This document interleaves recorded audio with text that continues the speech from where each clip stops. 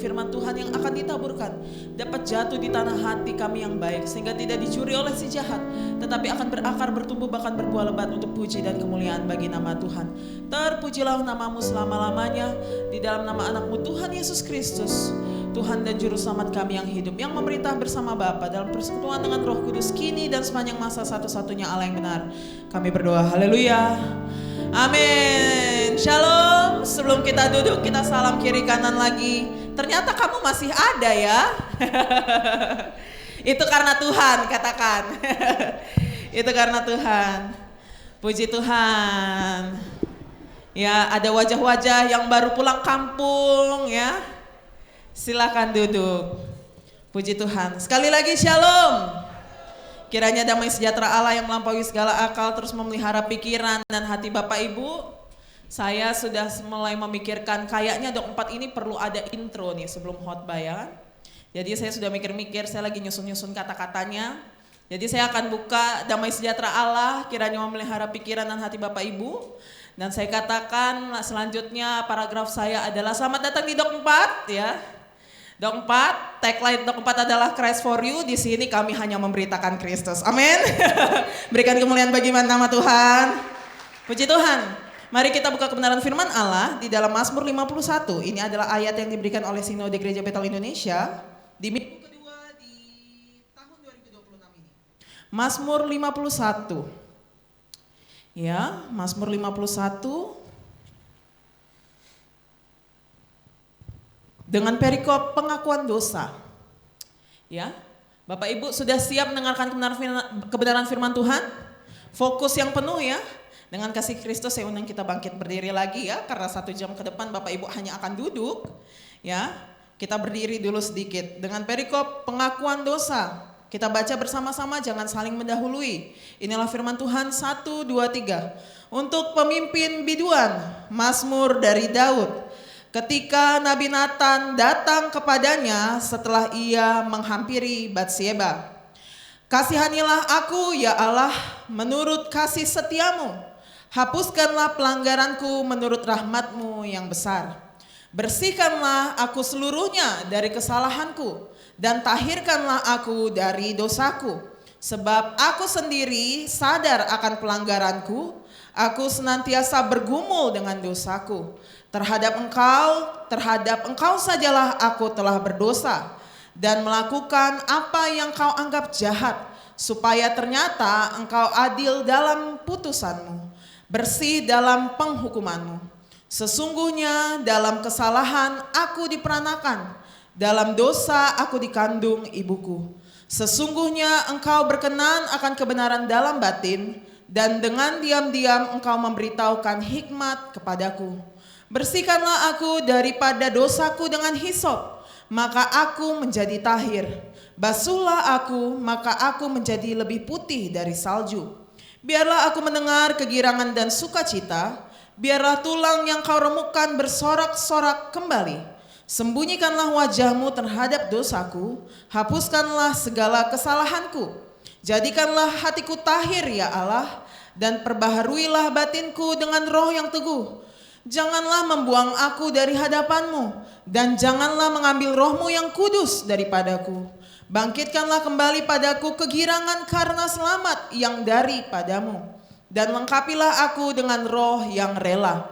Maka aku akan mengajarkan jalanmu kepada orang-orang yang melakukan pelanggaran, supaya orang-orang berdosa berbalik kepadamu. Lepaskanlah aku dari hutang darah ya Allah, Allah keselamatanku. Maka lidahku akan bersorak-sorai memberitakan keadilanmu. Ya Tuhan, bukalah bibirku supaya mulutku memberitakan puji-pujian kepadamu. Sebab engkau tidak berkenan kepada korban sembelihan. Sekiranya aku persembahkan korban bakaran, engkau tidak menyukainya. Korban sembelihan kepada Allah ialah jiwa yang hancur. Hati yang patah dan remuk tidak kau pandang hina ya Allah. Lakukanlah kebaikan kepada Sion menurut kerelaan hatimu. Bangunkanlah tembok-tembok Yerusalem. Maka engkau akan berkenan kepada korban yang benar. korban bakaran dan korban yang terbakar seluruhnya, maka orang akan mengorbankan lembu jantan di atas mezbamu. Amin. Inilah firman Tuhan. Dikatakan kita yang berbahagia yang membaca, merenungkan, terlebih melakukan kebenaran firman Tuhan dalam kehidupan sehari-hari. Silakan duduk Bapak Ibu yang terkasih. Puji Tuhan, Mazmur 51 ini Mazmur yang sangat terkenal dan menurut saya Mazmur yang semua isinya daging ya. Semua isinya daging dan banyak sekali yang bisa dipilah. Ya, untuk ibadah malam saya menugaskan Ibu Dr. Melva ya untuk berkhotbah dan beliau sempat tanya, ini kayak mana menghubungkannya ke Kristus Gembala gitu kan. Saya bilang ini daging semua. Kita bisa masuk dari semua ayat di sini tuh bisa. Tetapi kita akan kontekskan dulu ya, kontekstualisasi dulu. Kita tidak bisa lompat langsung ke Kristus atau ke yang lain-lainnya. Kita perlu membahas dulu kenapa sih Mazmur ini bisa ada. Ya, kenapa Mazmur ini bisa ada? Boleh teman-teman multimedia tolong dibantu ya. Kita masih di dalam tema bulan ini adalah revival ya. Revival adalah tema khusus yang diberikan oleh Gereja Betel Indonesia bagi kita. Dan minggu lalu kita sudah membahas sedikit bahwa kita pikir revival itu mulai dari puncak-puncaknya ya. Atau lagi semangat-semangatnya. Atau apapun lah yang kita pikir selama ini tentang revival. Sementara revival, remote saya belum menyala. Sementara revival, saya ingatkan kembali revival adalah posisi kebangkitan ya. Kebangkitan atau penghidupan kembali atau pemulihan. Proses yang tadinya mati dihidupkan kembali ya. Jadi ini adalah yang dinamakan revival kalau dari bahasa aslinya. Nah, pertanyaannya sekarang, kadang kita pikir revival itu lagi puncak-puncaknya. Kalau mau revival kita harus semangat misalnya. Atau kalau kita mau revival kita harus ke hamba Tuhan yang berkarisma. Kalau punya karisma pasti ada revival. Kalau hamba Tuhannya nggak berkarisma, nggak ada revival di situ. Di situ kita sudah bahas di minggu lalu ya, apa sebenarnya revival dan siapa yang sebenarnya mengerjakan revival. Kita minggu lalu sudah membahas bahwa revival, pembangkitan kembali adalah pekerjaan dari Allah. Inisiatif dari Allah, bukan karena kehebatan hamba Tuhannya, tetapi karena kehebatan Tuhan. Jadi kalau orang berbicara kita pikir revival itu atau kebangunan itu kayak apa ya, revival terjadi kalau kita tuh ada di puncak semangat kita gitu. Kita kira seolah-olah Allah itu nungguin, ini Dok 4 masih kurang semangat, saya nggak mau bikin revival nih misalnya.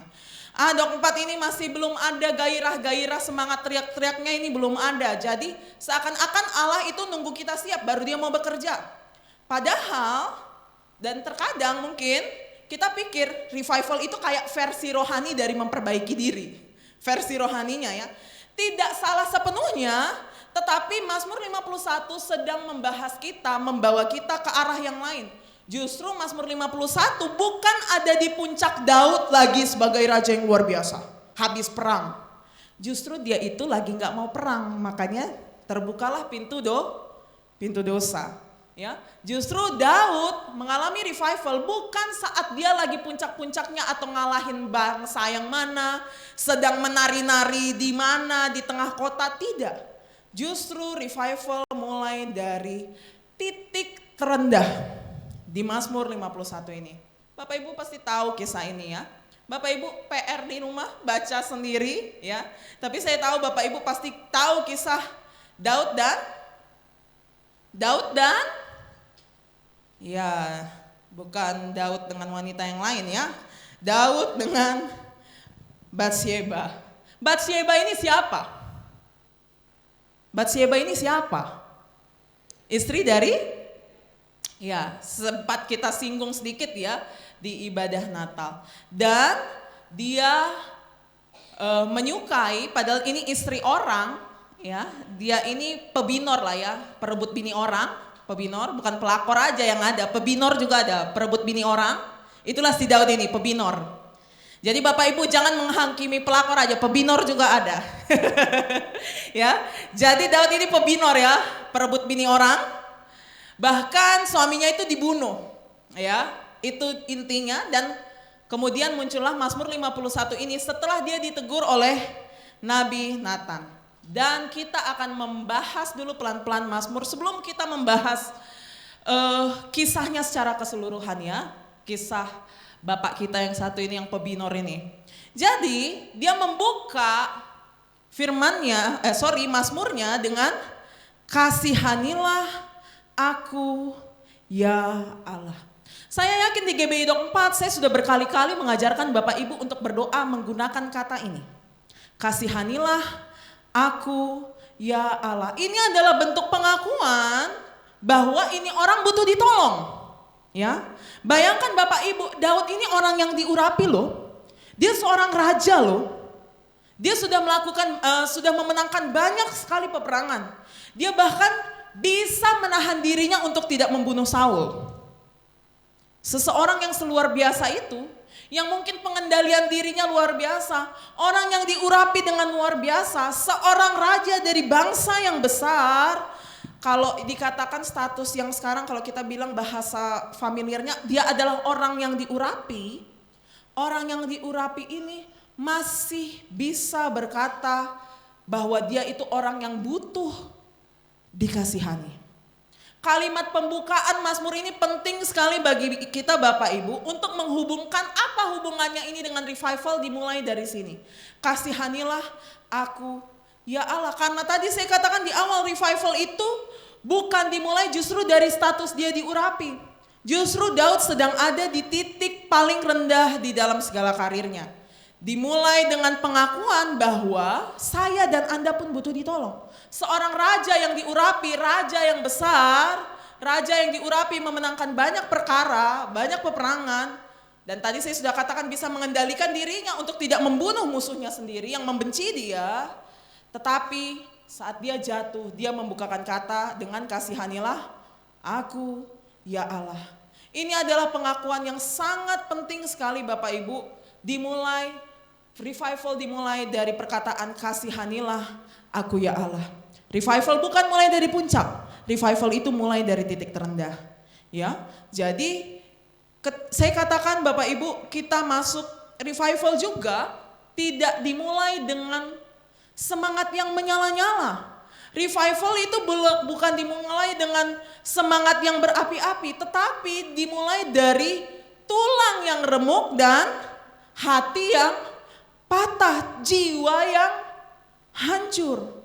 Di sini dikatakan, mari kita baca Mazmur 51 ayat 10 dan ayat 19.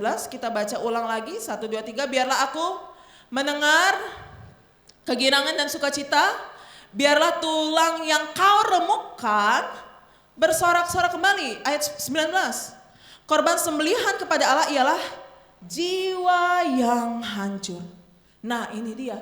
Beda dengan konsep dunia, kita kira kalau Bapak Ibu yang merindukan revival, aduh saya harus lebih semangat lagi, saya harus lebih semangat lagi. Bapak Ibu dengan kekuatan Bapak Ibu gak mungkin bisa.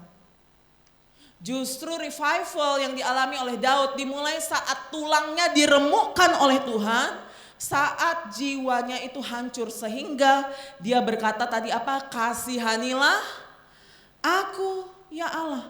Permintaan kasihani aku ini apa yang membuat kita itu orang paling malang? Apa yang membuat kita itu orang yang remuk? Bagaimana ya, tulang yang remuk itu nggak bisa ngapa-ngapain ya, tidak bisa bertumpu. Tulang yang remuk itu, yang hancur nggak bisa ngapa-ngapain, jiwa yang hancur. Apa yang membuat kita, pertanyaannya sekarang, apa yang kira-kira membuat kita adalah orang paling malang di dunia?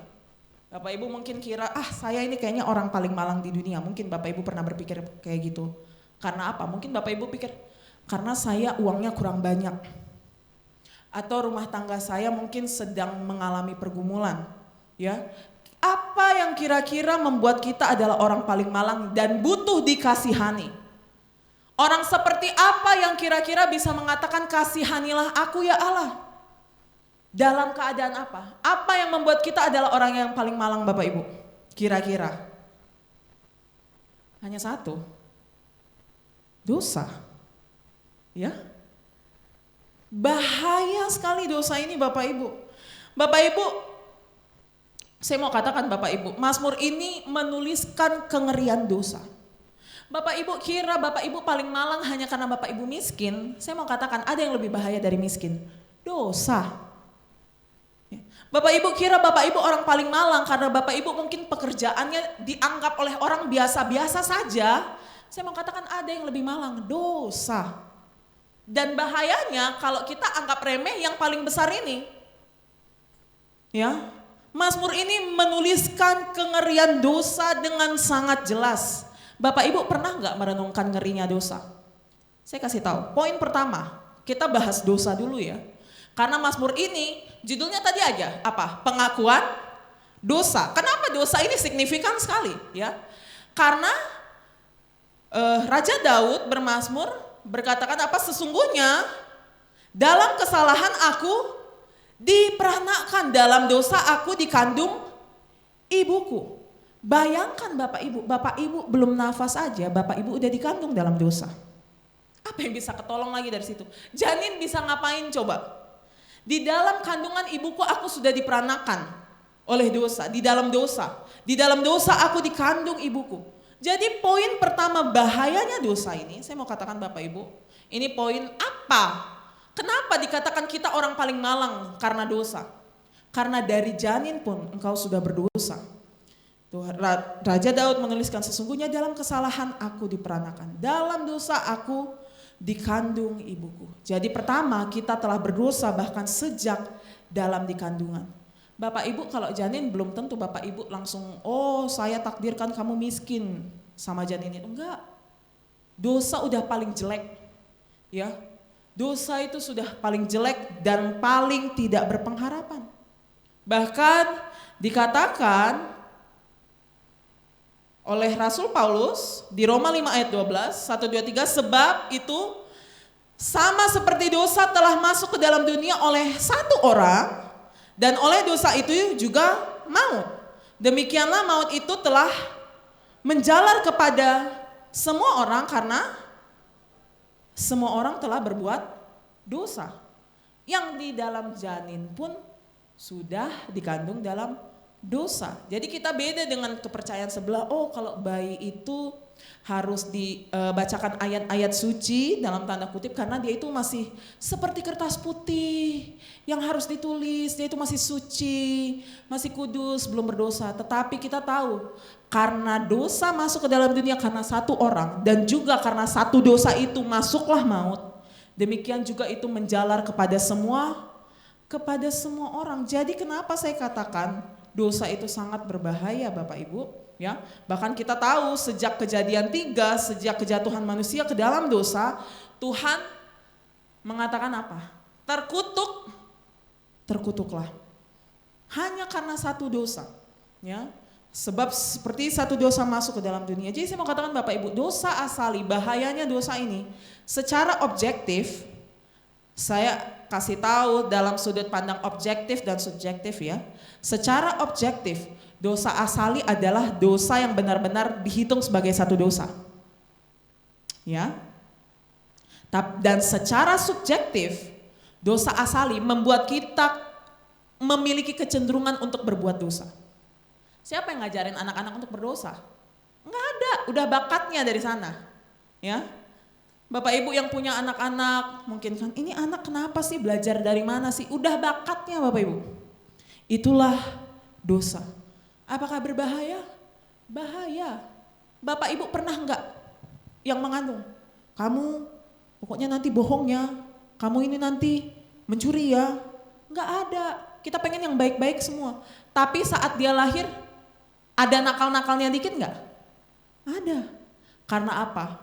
Karena itulah dosa asali. Secara objektif diperhitungkan sebagai dosa. Dan secara subjektif dosa asali membuat kita cenderung untuk berbuat dosa. Itu adalah bahaya dosa yang pertama. Dosa asali. Dari kandungan ibuku aku sudah dikandung di dalam dosa. Apa yang kedua? Bahayanya dosa. Dosa yang paling kecil sekalipun akan membawa kekacauan. Kadang kan kita pikir, kita nganggap, kalau yang ini dosa kecil, yang ini dosa besar. Kalau mencuri 2.000 itu ya apalah itu. Kita anggap itu dosa kecil. Atau kita pikir kan cuman gosipnya, cuman ngomong-ngomongnya kita. Ya, kita pikir itu dosa kecil. Padahal dari gosip bisa timbul fitnah, fitnah bisa timbul dendam, dendam bisa menimbulkan pembunuhan. Dari gosip. Ya enggak? Kita pikir dosa tuh kecil saja. Atau anak-anak muda, cuman nonton kok, nggak dibikin, nggak dipraktekkan. Apa yang nonton itu Bapak Ibu pasti udah tahu. Cuman lihat-lihat aja kok saya. Ini tipuan iblis Bapak Ibu. Dosa kecil, dosa besar itu tipuan iblis. Dosa ya dosa. Ya. Dosa yang kita anggap paling kecil sekalipun bisa membawa kekacauan paling besar. Adam dan Hawa memulai dosa dengan ketidakpercayaan kepada Tuhan. Dari nggak percaya. Bapak Ibu nggak percaya kepada firman aja Bapak Ibu udah dosa. Tidak mempercayai janji Tuhan juga itu dosa. Daud mulainya dari mana? Emang dia langsung berpikir saya mau ambil istri orang. Langsung gitu. Enggak. Cuman perkara dia harusnya tadi perang. Malas mungkin kan. Malas pun dosa. Sekarang Bapak Ibu ada satu kata yang sering sekali anak saya ucapkan. Enggak serial malas. Langsung naik pitam saya. Belajar dari mana bahasa itu? Iya kan? Malas, apa itu malas? Gak suka mami ya dengar kata-kata malas. Kalau sakit, kalau apa. Tapi kalau malas, telinga saya langsung spanding dengarnya. Mungkin awalnya dari harusnya perang, malas-malasan, udahlah kalian aja dulu yang perang. Terus jalan-jalan, melakukan hal yang seharusnya tidak dilakukan tapi dilakukan. Terus nengok wanita lain. Akhirnya timbul keinginan. Terus tahu itu siapa ya? Akhirnya diambil. Wanita mau bisa bilang apa hari itu? Ini raja yang manggil. Wanita itu warga kelas 2. Ya. Akhirnya disetubuhi, dipulangin. Akhirnya apa? Menimbulkan pembunuhan. Dari apa? Yang kita bilang dosa kecil aja. Ya. Saya mau katakan Bapak Ibu, Daud pun dikatakan dimulai dari tanda kutip dosa kecil menurut kita. Tapi itu tipuan iblis Bapak Ibu, dosa adalah dosa. Ya. Yohanes Pembaptis dipenggal berawal dari mana? Hanya dari pesta-pesta dan candaan doang. Kamu mau hadiah apa? Iya, penggal aja itu. Kepala Yohanes Pembaptis, oh iya oke, lagi mabuk kan? Dan Rasul Paulus menganggap serius dosa. Jadi Bapak Ibu yang masih katakan, dosa kecil saja. Anak-anak sekolah minggu yang masih bilang, dosa kecil aja.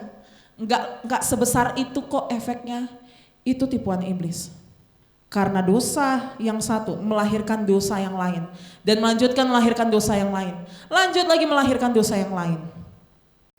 Ya, mulai dari pertemanan ke perselingkuhan, apakah langsung lanjut?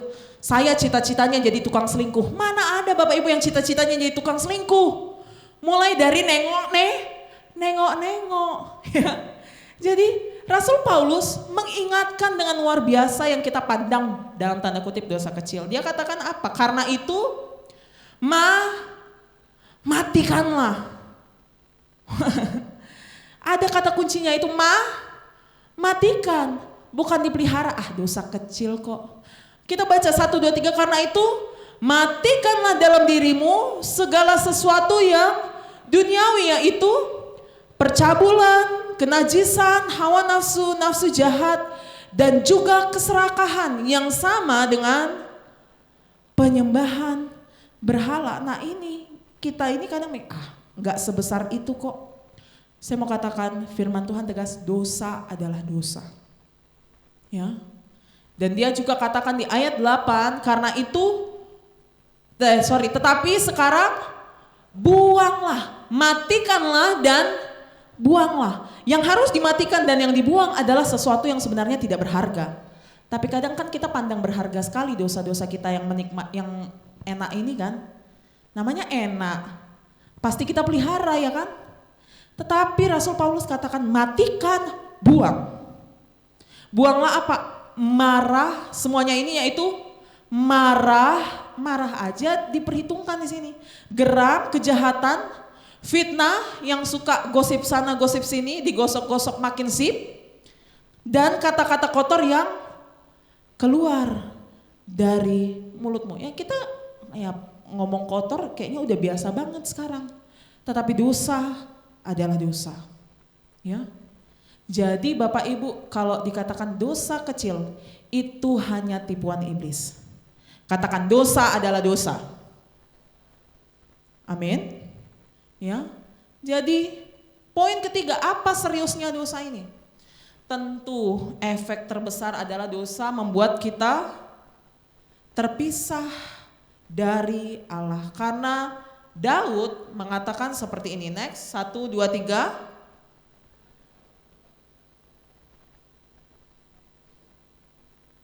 Coba Bapak Ibu ya, yang fokus bersama-sama, jangan kayak gitu ya.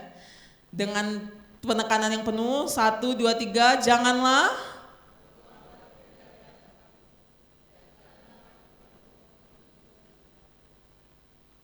ya, janganlah membuang aku dari hadapanmu. Ini permohonan Raja Daud. Jangan buang aku Tuhan, karena dia tahu dosa membuat kita terpisah dari Allah. Dosa yang Bapak Ibu anggap hanya dosa kecil itu membuat Bapak Ibu terpisah dari Allah. Janganlah membuang aku dari hadapanmu dan janganlah mengambil rohmu yang kudus daripadaku. Daud berdoa agar Tuhan tidak membuangnya dari hadapan Allah. Dosa membuat kita itu tidak dapat berhadap-hadapan dengan Allah. Karena apa? Sebab Allah itu kudus dan dosa tidak bisa berdekatan dengan Allah. Dosa yang terus menerus akan membuat Roh Kudus meninggalkan kita. Makanya dikatakan janganlah mengambil rohmu yang kudus daripadaku. Jadi saya mau ingat Bapak Ibu, di dalam salah satu tulisan Martin Luther dia berkata begini. Apabila kita mengikuti apa yang diinginkan oleh dosa, Roh Kudus dan iman tidak hadir turut dalam dosa tersebut. Ya, Bapak Ibu kira ini main-main? Saat kita mengikuti apa yang diinginkan oleh dosa, Roh Kudus dan iman tidak hadir, tidak turut hadir dalam dosa tersebut. Karena Roh Kudus juga ada pribadi Allah. Allah gak bisa bersentuhan dengan dosa. Jadi kalau Bapak Ibu, ya kan ini demi kebaikan. Apa itu dosa demi kebaikan? Bapak Ibu terjemahkanlah sendiri. Tetapi dikatakan apabila kita mengikuti apa yang diinginkan oleh dosa, Roh Kudus dan iman tidak turut dalam dosa tersebut. Dia katakan, if sin does what it wants, Holy Spirit and faith are not present. Tidak ada. Ya. Seperti Saul. Tetapi Roh Tuhan telah mundur daripada Saul. Dan sekarang ia diganggu oleh roh jahat yang daripada Tuhan. Ini maksudnya apa ini? Hatinya dikeraskan. Ya. Inilah dia. Tetapi Bapak Ibu syukur kepada Tuhan. Tuhan mengasihi Daud. Dia mengirim seorang utusan kepada seorang pendosa. Yaitu Nabi Nathan. Maka ada pengampunan dosa bagi Daud. Saat Nathan negurnya gimana? Pertama cerita-cerita. Tahu nggak ada orang kaya kedatangan tamu. Tahu ya Bapak Ibu ya. Jadi baca firman Allah. Habis itu dia marah. Siapa itu? Hukumannya harus dihukum mati itu orang kaya karena mengambil domba yang berharga milik si miskin, ya kan? Terus dia katakan itu kamu. Kemudian lalu berkatalah Daud kepada Nathan, 1, 2, 3, aku sudah berdosa kepada Tuhan. Dan Nathan berkata kepada Daud, Tuhan telah menjauhkan dosamu itu, engkau tidak akan mati. Bapak Ibu berbicara tentang revival, berbicara tentang pengampunan dosa. Saya mau katakan selalu ada pengampunan dosa bagi orang yang mau bertobat. Selalu ada pemulihan dan selalu ada revival. Revival selalu terjadi saat ada peneguran dosa, permohonan ampun dan berita anugerah. Nih, peneguran dosa tadi ada di ayat atasnya. Terus dia menerima firman itu, dia mengakui dosa di hadapan Tuhan. dan ada berita anugerah. Inilah revival yang dikerjakan di tengah gereja.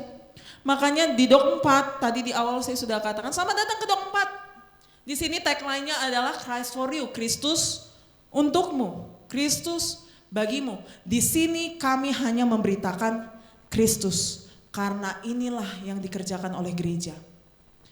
Ada revival saat ada peneguran dosa, ada permohonan ampun, dan ada berita anugerah. Tadi di awal sebelumnya saya sudah katakan kan, dosa adalah dosa. Betul ya? Ibadah, buka HP, ya dosa kecil lah, emang mengganggu orang lain. Kok langsung nenggak semua kepalanya langsung. Apa yang kalian lakukan di sana? Hah? Dari gini tiba-tiba nenggak gitu kan. Ya, kecil. Tapi kita tidak menghargai suara Allah toh. Mulai dari hal-hal kecil. Mulai dari gak menghargai suara Allah. Ngelihat ini, tiba-tiba ngelihat yang lain, tiba-tiba ngelihat yang lain. Benih firman Tuhan sudah dicuri si iblis. Dari apa? Dari dosa kecil yang kita anggap. Tetapi saat ditegur, dia katakan apa? Aku berdosa. Aku sudah berdosa kepada Tuhan. Jadi revival selalu terjadi saat ada peneguran dosa, permohonan ampun, dan berita anugerah. Dan apa selanjutnya? Inilah kebaikan Tuhan. Dia tidak mau Daud itu terlalu jatuhnya terlalu jauh. Dia kirim Nabi Nathan. Dan dia mengakui dosa di hadapan Tuhan. Seringkali Bapak Ibu datang ke gereja, Bapak Ibu kira Bapak Ibu hanya mau lihat Afrizal pimpin pujian mungkin. Bapak Ibu mungkin mau isi absen. Saya mau katakan ada jauh lebih berharga poin utama Bapak Ibu datang hari ini sampai jam 11 nanti. Untuk ini. Untuk ini. Karena apa? Karena Tuhan berbelas kasih kepadamu. Tuhan masih berbelas kasih kepada seisi keluargamu. Tuhan masih mengingatkan engkau. Tuhan masih mau merevival, membangkitkan kembali engkau dan seisi keluargamu. Tetapi kan kadang hal-hal yang kecil ini yang kita anggap remeh kan. Kita mencari perkara-perkara besar sementara perkara kecil kita remehkan. Ya. Perkara duduk diam dengar kita masih gagal. Tetapi Tuhan masih dengan sabarnya memanggil engkau. Karena revival selalu terjadi saat ada peneguran dosa, permohonan ampun, dan berita anugerah. Dan apa permintaan Daud? 1, 2, 3, bersihkanlah aku daripada dosaku dengan hisop, maka aku menjadi tahir. Basuhlah aku, maka aku menjadi lebih putih dari salju. Bapak Ibu tahu hisop? Bapak Ibu tahu hisop? Tahu? Hisop tuh ini Bapak Ibu. Sangat tidak signifikan ya. Apa kayak gitu? Hisop itu sebagai tumbuhan ya Bapak Ibu, bukan semacam tumbuhan, memang tumbuhan ya. Dia itu digunakan untuk ritual agama Yahudi. Digunakan pernah untuk mengoles darah di pintu saat perayaan Paskah. Terus untuk percik-percik air gini kan, pakai tanaman ini, ya, untuk memercikan air di dalam ritual pembersihan orang yang habis menyentuh mayat atau orang kusta, dibersihkan dengan air yang menguduskan, yang menyucikan. Itulah ritual agama Yahudi. Jadi membersihkan dengan hisop artinya adalah pembersihan dengan darah dan air. Tadi kan saya katakan dipakai untuk mengoles, untuk darah dan juga untuk mengucikan api. Gitu kan? Ya. Mungkin saudara-saudara kita yang lain masih ada pakai air suci ya, mungkin ya gitulah prakteknya kurang lebih. Kalau ngomongin darah dan air, Bapak Ibu pasti sudah tahu ini. Ini sekarang. Bersihkanlah aku dengan darah dan air. Bagaimana pengorbanan Kristus adalah jalan satu-satunya untuk pengampunan dosa. Di mana air baptisan adalah sebagai sarana Allah untuk melahirbarukan engkau. Revival kan, membangkitkan kembali kan. Engkau mati bersama Kristus dan engkau bangkit bersama dengan Kristus. Inilah hisop. Inilah maksudnya gambaran penggenapan dari bersihkanlah aku daripada dosaku dengan hisop, maka aku menjadi tahir. Basuhlah aku, maka aku menjadi putih, lebih putih daripada salju. Gimana caranya? Hanya ini caranya. Dengan pengorbanan Kristus dan penciptaan baru.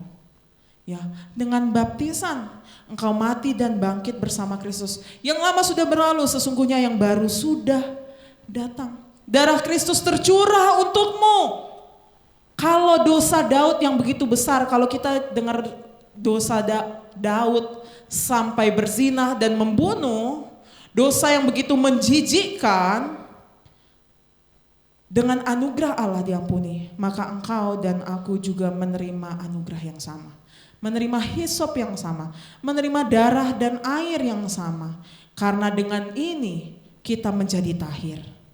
Ya, sehingga ada revival. Ya, ini selalu menjadi dasar. Makanya saya katakan di Dok 4 hashtagnya Christ for you. Di sini kita hanya memberitakan Kristus revival, karena hanya ini yang melahirbarukan engkau, yang memutihkan engkau lebih daripada salju. Ini didistribusikan sekarang dengan apa? Dengan perjamuan tubuh dan darah Tuhan. Ya toh? Dengan darah dan air yang terus dikerjakan oleh gereja. Gereja yang terus setia memberitakan Kristus, melayankan perjamuan, melayankan baptisan adalah gereja yang terus di-revival oleh Tuhan. Ya, ini Tuhan seringkali bekerja dari hal-hal yang sederhana, Bapak Ibu. Oleh karena itu bertobat dengan kasih Kristus. Ya, dosa adalah dosa, pengharapanmu hanya ini. Ya, sehingga saat dia berdoa, putihkan aku, maka ada revival bagi Daud. Ya, revival selain Tuhan mengampuni Daud, Tuhan juga memulihkan. Selain Tuhan mengampunimu Bapak Ibu, Tuhan juga memulihkanmu. Seringkali kita pikir pemulihan mungkin pemulihan jasmaniah dari dulu yang sakit jadi nggak sakit, ekonomi yang hancur karena dosa, terus mungkin lebih baik ekonominya.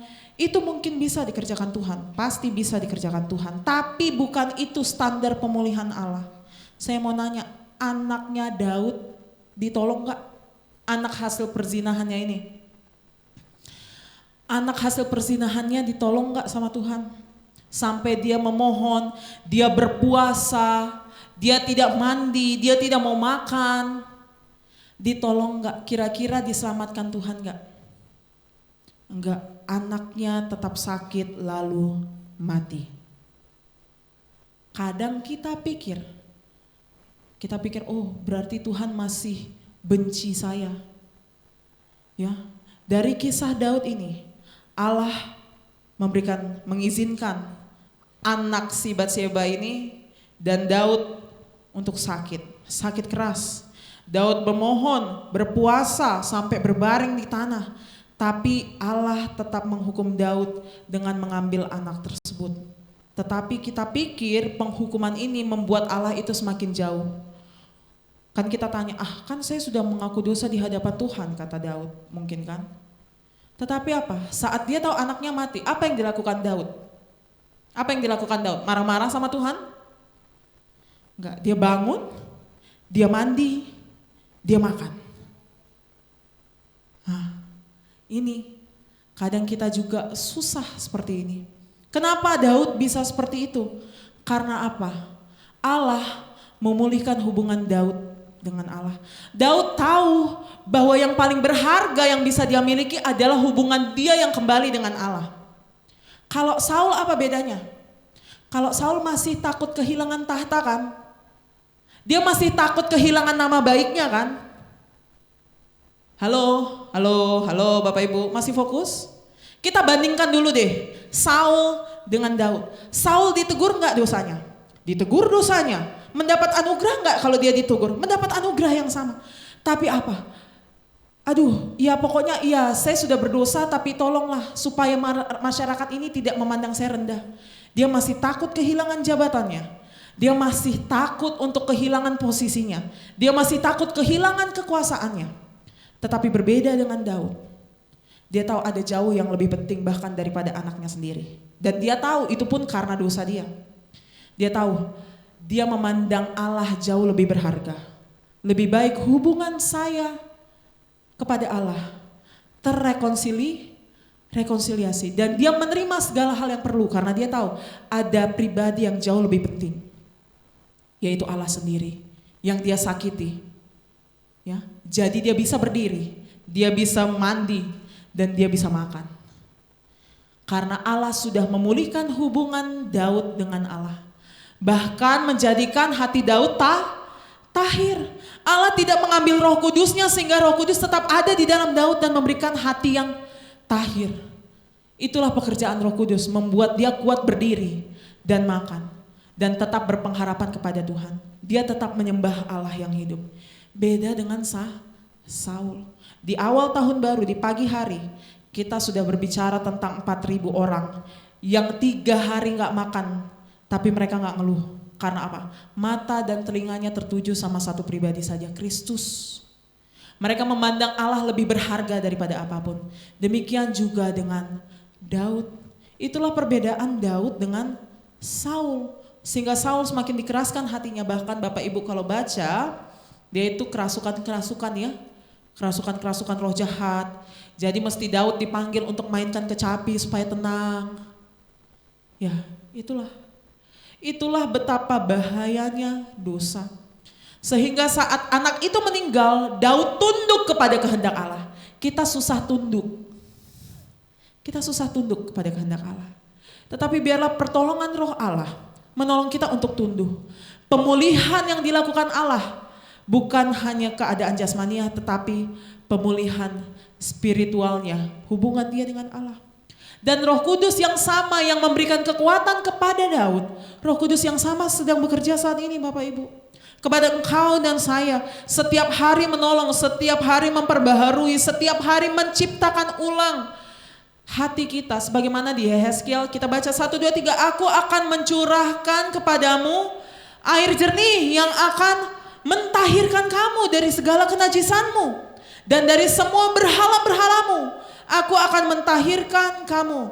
Kamu akan kuberikan hati yang baru dan roh yang baru di dalam batinmu.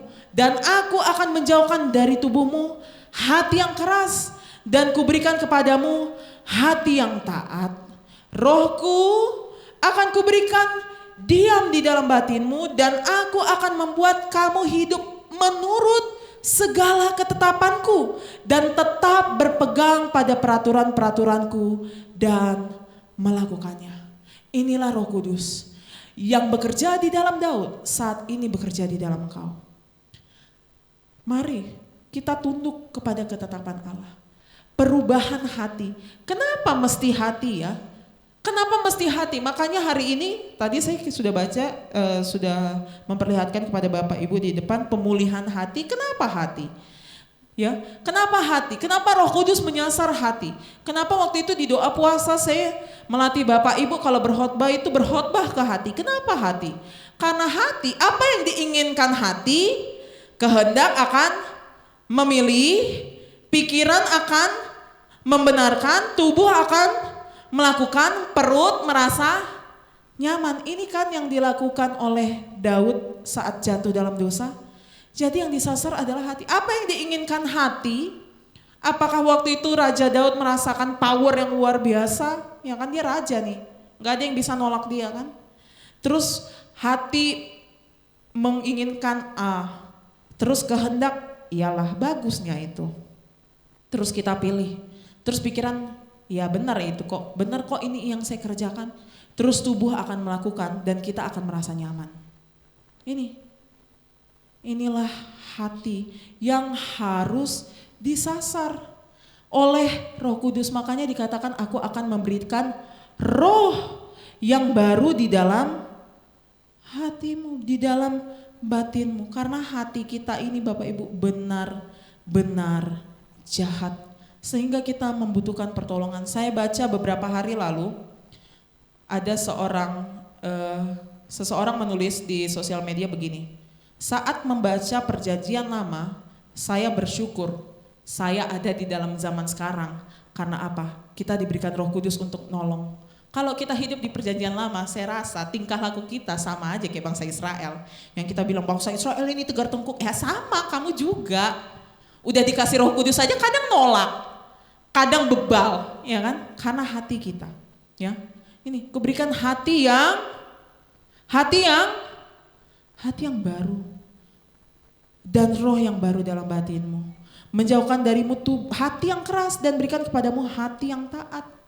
Roh yang baru akan diam di dalam batinmu. Supaya apa? Menurut segala ketetapan. Saat Daud diputuskan oleh Tuhan bahwa anaknya akan mati, dia turut pada ketetapan Tuhan. Ada roh Allah yang menolong. Jadi di situ ada rekonsiliasi. Roh Allah tidak menarik diri daripada Daud. Sehingga yang harus disasar adalah hatimu yang jahat. Karena sifat hati manusia betapa liciknya hati. Lebih licik daripada segala sesuatu, hatinya sudah membatu. Siapakah yang dapat mengetahuinya? Hanya Roh Kudus yang bisa menolong Bapak Ibu. Ya. Jadi semua yang kita sudah bahas ini, pemulihan hati bisa terjadi karena siapa kira-kira? Bisa terjadi karena siapa Bapak Ibu? Hanya karena Allah. Betul ya? Kalau kita baca Bapak Ibu, kembali lagi di 2 Samuel Bapak Ibu baca ya. Daud itu lagi santai-santai Bapak Ibu, beneran deh, habis membunuh bisa nyantai-nyantai ya. Lagi santai-santai, tidak merasa bersalah ya. Dia tidak merasa terganggu dengan dosanya. Daud tidak mencari Tuhan, dia tidak merasakan kegelisahan, dia tidak datang langsung kepada Nabi Nathan, saya sudah berbuat dosa, enggak. Akhirnya Tuhan utus Nabi Nathan. Ini semua karena Allah. Jadi revival kembali ke minggu pertama adalah inisiatif dari Allah. Kadang kita juga gitu kan, berbuat dosa merasa baik-baik saja. Tapi Tuhan dengan belas kasih masih memanggil engkau saat ini, bertobat. Ya, Daud masih merasa baik-baik saja, tetapi Tuhan mengutus Nabi Nathan. Bukan Daud yang datang kepada Allah, tetapi Allah yang datang kepada Daud. Nah, kembali lagi fokus ya, fokus terus Bapak Ibu. Bukan Daud yang datang kepada Allah, dia masih nyantai, masih slow, istri baru bos, ya kan? Ya, dan nggak ada lagi ininya kan?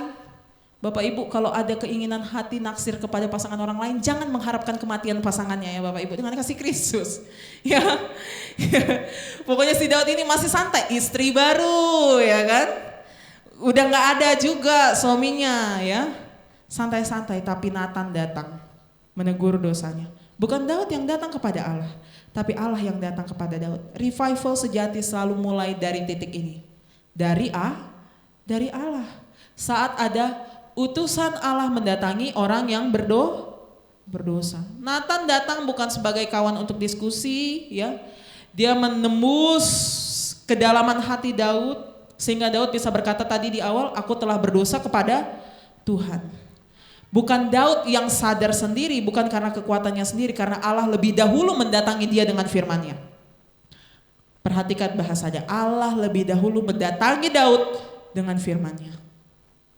Pertobatan dimulai karena dari kasih karunia Allah, dari pekerjaan Allah, dari firman. Kalau Allah tidak mengutus Nathan, Daud tidak akan bertobat.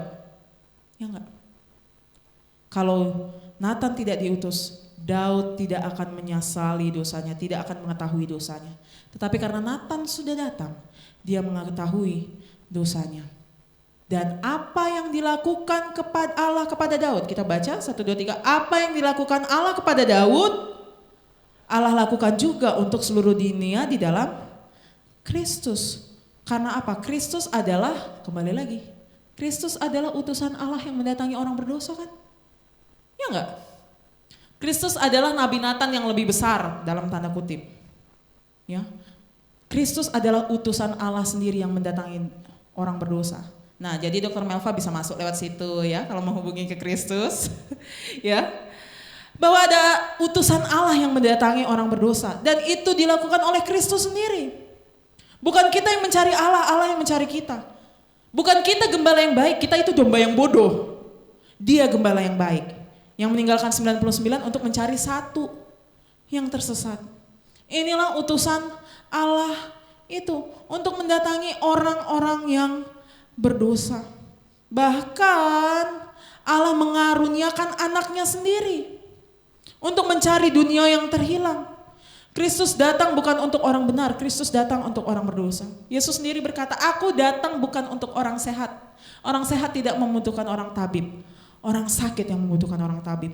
Saat Yesus duduk bersama-sama orang berdosa. Revival bukan manusia yang naik ke surga, tapi surga Allah yang turun ke dunia. Ya. Daud tidak mencari Allah. Dunia tidak mencari Allah. Roma 1. Ya. Dan Allah membiarkan dunia, orang-orang berdosa dengan keinginan hati mereka. Tetapi Kristus, karena kasih Allah, karena begitu besar kasih Allah akan dunia ini, sehingga ia mengaruniakan anaknya yang tunggal. Dan saya mau katakan Bapak Ibu, ya, saya mau katakan pemulihan, kita ngelihatnya anak Daud tetap mati kan? Kita ngelihat anak hasil perzinahan Daud dengan Batsyeba tetap mati kan? Tapi Tuhan juga enggak berhenti di situ. Ada pemulihan yang melampaui hukuman. Hukuman Allah itu hanya secuil dibandingkan kasih karunia Allah yang ternyata lebih besar daripada Daud. Karena Allah mengampuni Daud, dia bukan hanya mengampuni Daud, dia juga memulihkan pernikahan Daud dan Batsyeba karena dia punya anak lagi. Ya. Isai memperanakan Raja Daud, Daud memperanakan Salomo dari istri Uria ini siapa? Yang pendosa tadi, yang bini orang yang direbut tadi, memperanakan Salomo. Dan dari garis keturunan yang sama, inilah silsilah Yesus Kristus, anak Daud, anak Abraham. Masuk lagi tuh Kristusnya Dr. Melva, ya kan?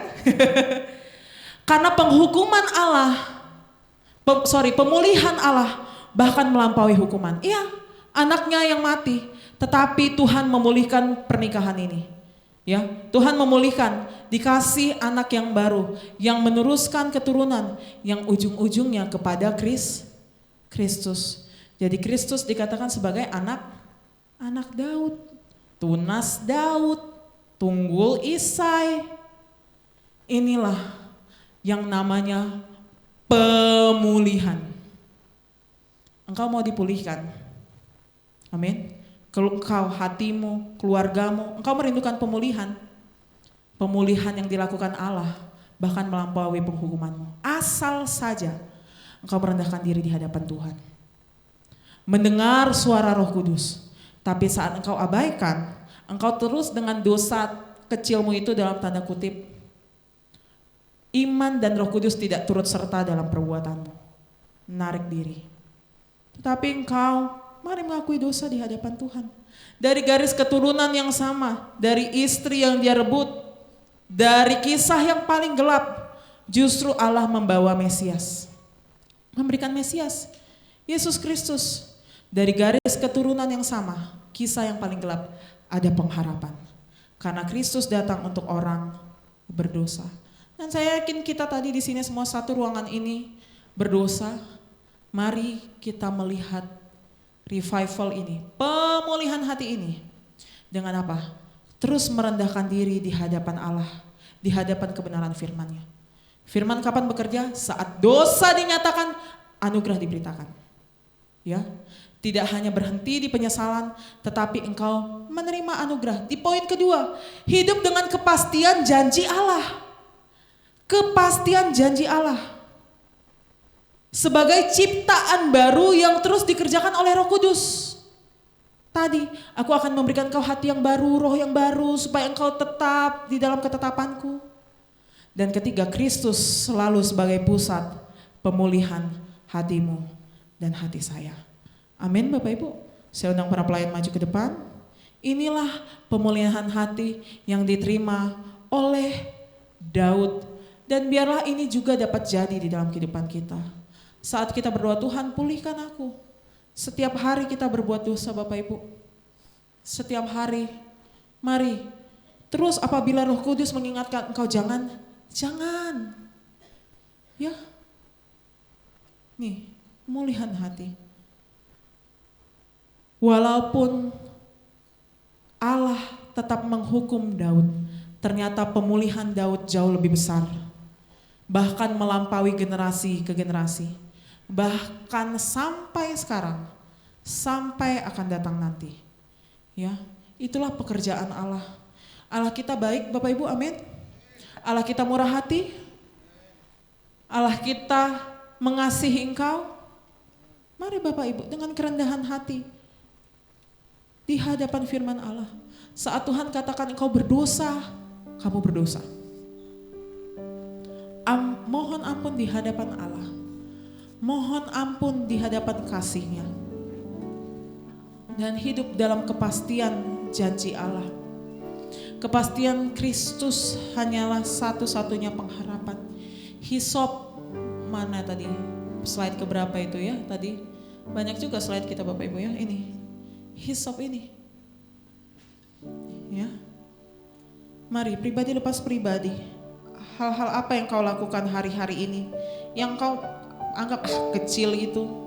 Atau mungkin selama ini engkau duduk-duduk saja setelah berbuat dosa merasa tidak bersalah. Duduk-duduk saja seperti Daud awalnya. Santai-santai di kemegahanmu, mungkin di tahtamu sendiri. Kau punya tahta masing-masing di dalam hatimu. Yang penting saya punya duit 2 miliar, 5 miliar atau apapun itu kenyamananmu hari-hari ini. Slow-slow aja. Mohon ampun di hadapan Tuhan. Karena saat ini Kristus sudah menegur engkau sebagaimana Nabi Nathan menegur Daud. Ya. Satupun kita tidak ada yang luput dari firman ini. Karena saat 1 Yohanes berkata, saat engkau mengatakan kamu tidak berdosa, maka engkau akan membuat Allah menjadi pendusta. Mari akui di hadapan Tuhan hal-hal yang tidak berkenan di hadapan Tuhan. Sebelum kita bersekutu dengan tubuh dan darah Tuhan, hisop yang membersihkan kita.